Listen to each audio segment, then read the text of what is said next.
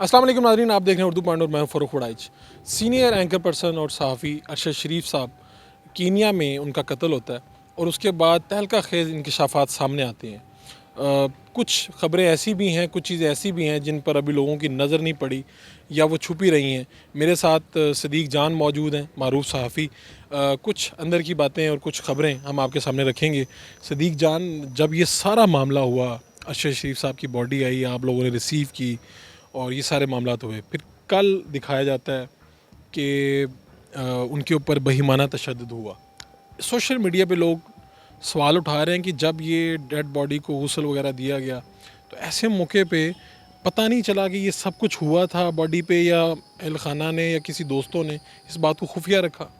देखें फ़ारूक भाई, मैं आपको एक बात बताऊं कि अरशद साहब के जो हकीकी मानों में करीबी लोग हैं ना, वो 3-4 हैं। यानी उनमें एक अदील लाजा हैं, एक अली उस्मान हैं और एक उनके बहनोई हैं, वो यानी वो जिनको हमने बहुत वो देखा वहाँ पे जो बहुत ज़्यादा एक्टिव, या ज़ाहिर है ख़ावर गुमन साहब और काशिफ अब्बासी साहब, यानी ये वो लोग हैं जो, या मोहम्मद इमरान साहब दुनिया न्यूज़ के हैं, डिफेंस के बड़े ज़बरदस्त रिपोर्टर हैं। ये लोग हकीकी मानों में जिनको कहा जा सकता है अरशद शरीफ साहब के करीब हैं। हमारा जो है ना, एक तो ज़ाहिर है हमारा उनके साथ एक सीखने का एक ताल्लुक़ था, ज़ाहिर है। और मैं अक्सर ये बात कहता हूँ कि कभी होता है ना कि लोग बाद में ऐसे कहना शुरू कर देते हैं। तो मैं हवाला दिया करता हूँ कि जब मैंने यूट्यूब शुरू किया था तो मैंने बहुत शुरू में एक इंटरव्यू दिया था बिप्ता के ऊपर, यूट्यूब चैनल के ऊपर, मारोश खान को। उसमें मुझसे सवाल हुआ कि किन 3 लोगों को, 2-3 लोगों को आप अपना आइडियल समझते हैं जर्नलिज्म में, जिनसे आप सीखते हैं। तो मैंने उसे 3 नाम लिए थे। मैंने कहा था रऊफ़ क्लासरा, आमिर वतीन, अरशद शरीफ। मैंने कहा इन 3 लोगों को मैं आइडियल समझता हूँ और इनसे। फिर दरम्यान में आपको पता है एक इशू भी हुआ और फिर उसके बाद मामलात बिल्कुल ठीक हो गए।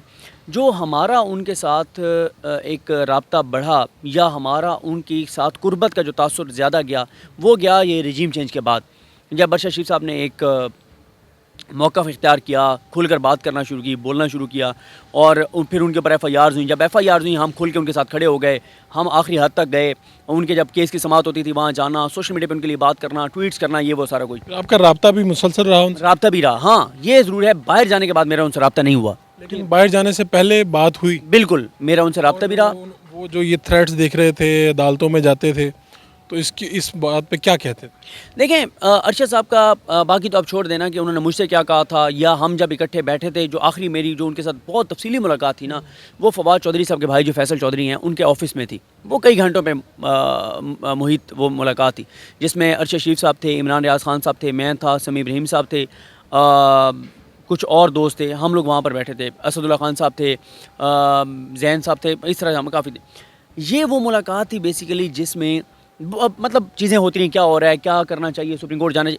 अरशद साहब का एक लेटर मौजूद है जो उन्होंने सुप्रीम कोर्ट ऑफ पाकिस्तान को लिखा, जो उन्होंने वज़ीर-ए-आज़म पाकिस्तान को लिखा, जो उन्होंने आर्मी चीफ को लिखा, जो उन्होंने सदर पाकिस्तान को लिखा, सबके पास है वो ट्वीट्स उनके मौजूद हैं, उनके वीलॉग्स मौजूद हैं, उनके टीवी प्रोग्राम्स मौजूद हैं, ये सारी चीज़ें मौजूद हैं। देखें, अब आ जाएँ उस सवाल के ऊपर जो आपने सवाल किया कि पहली बात तो यह है कि जब उनकी डेड बॉडी जिस दिन रिसीव की गई, हम एयरपोर्ट पर मौजूद थे। एयरपोर्ट से कायद-ए-आज़म इंटरनेशनल आए। कायद-ए-आज़म इंटरनेशनल अंदर जो है, देखें, उनकी फैमिली का सबसे पहले राइड था, या जो उनके बहुत क्लोज़, हाँ, एक नाम, 2 नाम मैं ज़रूर और लेना चाहूँगा जो बहुत उनके क्लोज़ थे, जिनके पास बहुत सी इन्फॉर्मेशन है। उनमें से एक मुराद सईद साहब हैं। सबसे ज़्यादा जिन 3 लोगों के पास इन्फॉर्मेशन अरशद शरीफ साहब के हवाले से, उनमें से एक मुराद सईद हैं। और मुराद सईद को उन्होंने, जब दुबई की अथॉरिटीज़, कुछ लोग गए थे कि आप दुबई से निकल जाएँ, तो उस वक्त कॉल मिला के अगर किसी एक बंदे को वो सुनवा रहे थे अरशद शरीफ साहब, तो वो मुराद सईद साहब थे। मुराद सईद के पास बहुत सेंसिटिव इन्फॉर्मेशन है अरशद साहब के हवाले से। और एक अबू ज़र सलमान न्याज़ी एडवोकेट जो वकील हैं। अच्छा, अब ये सब अंदर थे और डेड बॉडी के साथ ये ज़ाहिर है अंदर चले गए, क्योंकि मुराद सईद साहब तो वैसे ही उस एम्बुलेंस के अंदर थे जिसमें डेड बॉडी गई। अब एक तो जो मेरी मैंने ना, कल भी मुझसे किसी ने ये सवाल किया, तो मैं माज़रत ख़्वाह हूँ कि मैं पूछ नहीं सका अली उस्मान से या इन लोगों से जो उनके करीबी लोग हैं, ये गुस्ल वाली बात की। जब गुस्ल दिया तो क्या उन्होंने ये टॉर्चर के निशानी देखे थे, ये चल जाता है ना जब इस तरह की सिचुएशन। अच्छा, मैं आपको एक और चीज़ बताऊँ, इस पहले मैं वो बात मुकम्मल कर लूँ हॉस्पिटल वाली, फिर इससे जुड़ा हुआ एक सवाल है। हॉस्पिटल में जब हम दोबारा अंदर गए, इमरान रियाज साहब के साथ मैं अंदर गया, तो मेरी असेसमेंट है, बाकी इमरान रियाज साहब बेहतर बता सकते हैं या वो लोग जो अंदर थे, कि उनका उस वक्त अगर किसी को दिखाया गया तो उसे चेहरा दिखाया गया, क्योंकि वो ताबूत के अंदर थे और सिर्फ चेहरा दिखाया गया, जो मेरी एक असेसमेंट है। یعنی پورا کھول کے کسی نے تابوت نہیں دیکھا. ٹھیک ہے, غسل والی بات میں بھی پوچھ نہیں سکا. ایک چیز اور میں جو آپ کو کہہ رہا تھا کہ اس سے جڑی غسل والی بات خیر ہو گئی. ایک اور اس میں پوائنٹ تھا اچھا دیکھیں, ہاں میں آپ کو ایک چیز بتاؤں کہ وہ جب اس کے لیے آئے نا پوسٹ مارٹم کے لیے, فیملی کو اعتبار نہیں تھا سرکاری ڈاکٹرز کے اوپر, اس لیے انہوں نے کہا تھا کہ ہماری طرف سے ایک ہمارا آبزرور ڈاکٹر موجود رہے گا. اس وقت پھر ارشاد بھٹی صاحب نے رابطہ کیا, جو قائد اعظم انٹرنیشنل ہاسپٹل کے مالک ہیں جو ڈاکٹر صاحب ہیں, ان سے رابطہ کیا. انہوں نے ایک ڈاکٹر کا کہا یہ ساتھ جائے گا, پھر رات کو ہو نہیں سکا پوسٹ مارٹم, اگلے دن کو ہوا. وہ بھی دیکھنا ہے کہ ڈیلے کیوں ہوا. نہیں رات میں تو ہو نہیں سکتا تھا نا پوسٹ مارٹم, دن میں ہوا تو وہ دیکھنا ہے کہ فیملی کی طرف سے آبزرور ڈاکٹر کون تھا, اس نے کیا دیکھا. پھر مجھے کسی نے فون کر کے کہا کہ پوسٹ مارٹم کا پیج نمبر 3 نکلواؤ, اس کے اوپر لکھا ہوا ہے سارا ٹارچر کا. ٹھیک ہے, اب یہ بات پوچھنی پڑے گی غسل والی, اور یہ بات تو پہلے کہا آپ کو کسی نے, یہ مجھے تو کہا, اور یہ میں نے یہ جو کامران شاہد صاحب نے کیا نا پروگرام, اس سے 2-3 دن پہلے میں نے اپنی کسی ویڈیو میں کہا کہ اطلاعات ہیں کہ ان کو ٹارچر کیا گیا ہے, تشدد کے نشانات تھے ان کے جسم کے اوپر, اور یہ ساری چیز, اور اسی لیے پھر پوسٹ مارٹم رپورٹ بھی نہیں دی جا رہی تھی. تو یہ مجھے ایک دوست نے کہا, جس نے کہا کہ آپ پوسٹ مارٹم کی پیج نمبر 3 جو ہے وہ نکلوائیں. تو یہ جب آپ نے سنا ہے کہ اتنا تشدد ہوا, پھر ان کا جس طرح سے بہیمانہ معاملات ہوتے رہے ہیں سارے, خود آپ کو بھی تھریٹس وغیرہ رہے ہیں, کیا سوچا آپ؟ ایک صحافی ہیں لیکن اس سے پہلے انسان سوچتا ہے کہ یار کسی کے ساتھ یہ ہوا, اور بڑے ہی عجیب و غریب خیالات آتے ہیں. کیا آپ کے کیا احساسات؟ دیکھیں اس میں 2 چیزیں ہوتی ہیں. دیکھیں ایک تو یہ ہے کہ یہ بات آپ کی درست ہے, جب یہ ارشد شریف صاحب کی ٹارگٹ کلنگ والا آیا کہ سر میں گولی ماری گئی ہے, تو کافی ہے میسج, سر میں گولی ماری گئی, میسج کافی ہے. اور میسج کافی ہے کہ آپ اگر کریں گے تو پھر پاکستان نہیں دنیا کی زمین آپ پہ تنگ ہوگی. دوسرا یہ ہوتا ہے کہ پھر اب جو چیز آئی ہے وہ اس سے بھی خوفناک ہے کہ تشدد کیا گیا, بہت بھیانک تشدد کیا گیا, بہت دردناک ہے, وہ اذیتناک ہے. لیکن اس چیز کو دیکھنے کے بعد نا میں اکثر یہ بات سوچتا ہوں کہ ٹھیک ہے, میں جو مجھے کہا جائے اگر کہ تم یہ بات نہ کرو, تم ارشد شریف کی ٹارگٹ کلنگ کی بات نہ کرو, میں نہیں کرتا. ٹھیک ہے, کیا مجھے پھر آپ گارنٹی دے دیں گے کہ مجھے موت نہیں آئے گی؟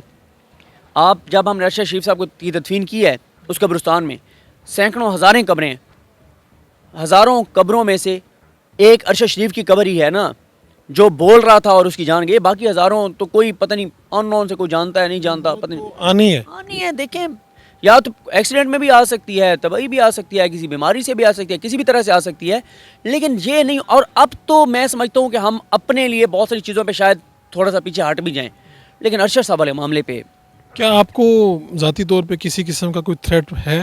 نہیں, مجھے کوئی تھریٹ نہیں. کبھی ملا بھی نہیں؟ دیکھیں 2 طرح کی چیزیں ہوتی ہیں. ایک ہوتا ہے ایک آپ کو مختلف جگہوں سے آ رہی ہوتی ہیں چیزیں. اب دیکھیں ارشد شریف صاحب نے جو لیٹر لکھا تھا نا پریزیڈنٹ کو, چیف جسٹس کو, اس میں بھی میرا نام تھا. ٹھیک ہے, کہ جن لوگوں کو تھریٹ ان میں سے ایک صدیق جان ہے, اور ان کو ایک ہوتا ہے ڈائریکٹ آپ کو تھریٹ کرنا نا, جیسے ارشد صاحب کو تو ڈائریکٹ تھریٹ اور ان کے پاس چیزیں تھیں, ساری انفارمیشن تھی. ایک ہوتا ہے کہ آپ کو مختلف جگہوں پہ بیٹھے ہوئے لوگ آپ کو کسی اور انداز میں سمجھا رہے ہوتے ہیں, میسج دیتے ہیں. ٹھیک ہے, آپ کو سمجھا رہے ہوتے ہیں یار یہ نہ کرو, دیکھو بڑوں کی لڑائی ہے, ہاتھیوں کی لڑائی ہے, تم درمیان میں اپنا نقصان کر بیٹھو گے. عمران خان کا کوئی مستقبل نہیں ہے, عمران خان کے اوپر کراس ہے, وہ ہم نے کراس کر دیا عمران خان کے اوپر, وہ نہیں آئے گا, تم عمران خان کے لیے کر رہے ہو تو غلط کر رہے ہو, اس کا کوئی فیوچر نہیں ہے, کیوں اپنے آپ کو تباہ کر رہے ہو, برباد کر رہے ہو, اپنا نقصان کر رہے ہو, کیا ملے گا تمہیں, یہ اس طرح کی چیزیں ہوتی ہیں. آپ کا بہت بہت شکریہ جناب.